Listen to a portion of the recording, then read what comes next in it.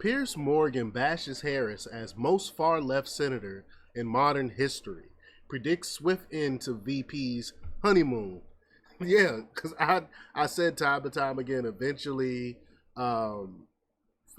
she's gonna have to open her mouth and talk, and people are good, and she's gonna have to talk about policy rather than race sooner or later. When she talks about the policies that she's for, it's gonna turn off a lot of Americans, especially the working class in particular. And the more she runs, the more the media is gonna start pointing out her flaws. Hopefully, about how far left she really is, and how the Green New Deal was written by. She was one of the co-sponsors, and all these other radical policies. The inflation is because of her. She was the deciding factor of how that bill passed, which why we have record inflation right now. So more and more stuff is going to come out against her. So we're gonna talk a little bit about it. We're gonna show the clip of Piers Morgan. But before we get started, go ahead and hit that like button, share this out so we can get this information out there. Subscribe if you're not already a subscriber, and hit that alarm bell so you know when I'm putting out new stuff. Also, check out my link tree in the description. It has a link to my Patreon, and that's where I talk about things that I can't talk about here. Also, check out my X account where I post news throughout the day.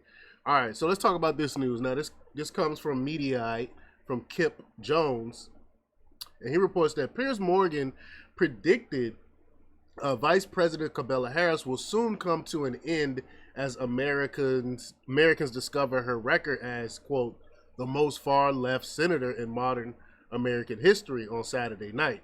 Morgan joined Fox News Saturday night to discuss the state of the 2024 election with President Joe Biden off the ballot with host Jimmy Failure. I think I'm pronouncing his name correctly. Failure noted Morgan had previously likened former President Donald Trump to Rolling Stones frontman Mick Jagger. The Briton argued that both Trump and the singer are showmen and have not slowed down in their ages, and predicted Trump was just getting started as it pertained to the election. After getting serious on the topic of the upcoming race in which Trump is expected to face Harris, Morgan said he believed the vice president had a tough road ahead facing the former president in November. In his analysis, Morgan said he believed Biden was forced out of the race by Democrat Party elites. Everyone knows that, even though they try to pretend like it wasn't the elites that pushed them out. We all know it's the elites pushed him out because he's his terrible poll numbers, and he can no longer hide his dementia.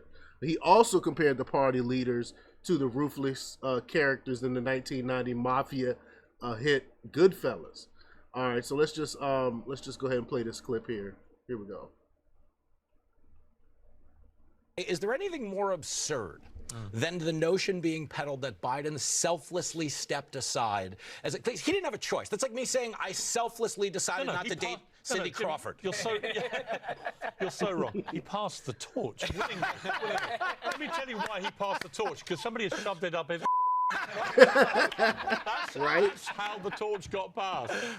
But it's so funny to watch this, propaganda effort in full bloom, because obviously he was the worst guy on earth a week ago. He bows out and they start comparing him to George Washington. Now, granted, they went to high school at the same time, but I think we're overstepping our historical bounds here, no? No, completely. Look, I think the ridiculous way the mainstream media's behaved all year about Joe Biden, A, in denial about what we could see and hear with our own eyes and ears, but B, when they decided to do the hit collectively, and it was, Obama and George Clooney and Pelosi and Schumer, it was like a scene out of Goodfellas, right? And poor old Biden goes along like Joe Pesci to become a made man, and boom, he's somebody has to call Robert De Niro and say, the guy got, I'm sorry, these things happen.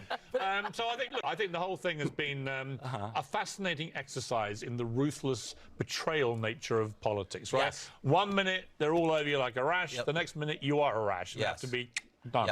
And I got two comedians on the panel, so I know a lot about rashes. Okay, these guys.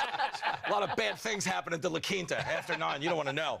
But is there a part of you, even though you've spent so much time in the media in a position of prominence, that still kind of, as I am, fascinated by the immediate pivot to this Kamala propaganda? Because if you remember, we're about 3 months removed from them talking about pulling her off the ticket. Of course. Okay, and now we're being told she's the greatest person in the world, despite the fact she ran for president, and when she dropped out, she was polling behind ISIS. Yeah, look, okay.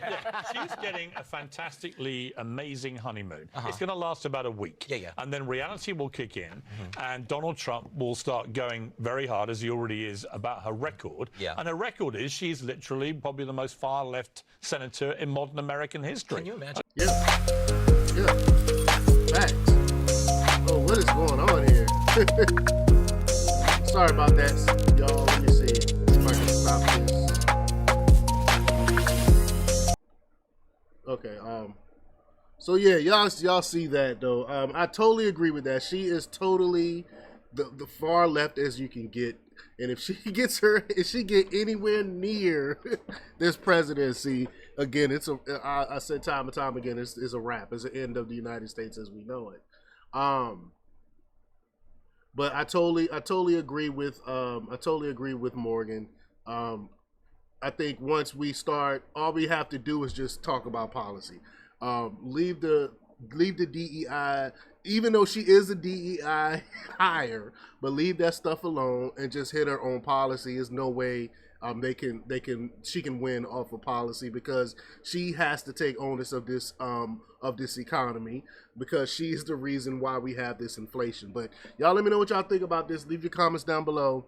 Like, share, and subscribe, and check out jjthepsychotherapist.com for the latest in news. Until next time, peace.